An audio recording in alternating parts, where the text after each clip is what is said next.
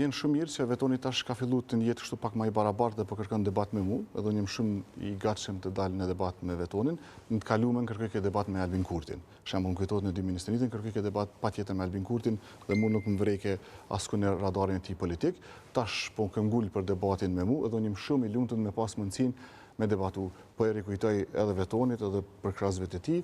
Debatin e fundit e kemi pas të ju në një televizion tjetër, dhe nga rezultati ati debatit unë e pranoj sfidë ka mbet jashtë kuvendit.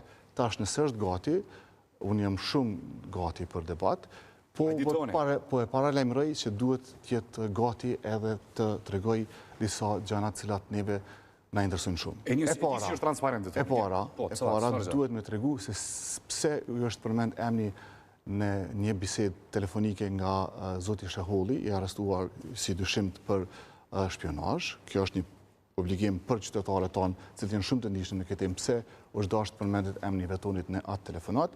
E dyta, kush dhe pse dhe si e ka bind me votu qeverinë Hoti, për shkak se kërkesa e tij ka qenë çdo herë ministër, unë votoj vetëm nëse marrim një ministër. Ministër nuk ka marrë në qeverinë Hoti, çka e bani me ndryshu mendjen ose si ja ndryshu mendjen ose kush janë ndryshoj mendjen që të votohet qeveria Hoti. Pastaj ka dhe temat e tjera, shembull demarkacioni. Më kujtohet dilkena për Rrugovas dhe ju premtoj që nuk votoj unë për demarkacionin. E në shoj Bajrakun, votoj demarkacionin, çka ishte ajo që e bani me ndru këtë mendje, ose si arritën me ndru mendjen vetonit.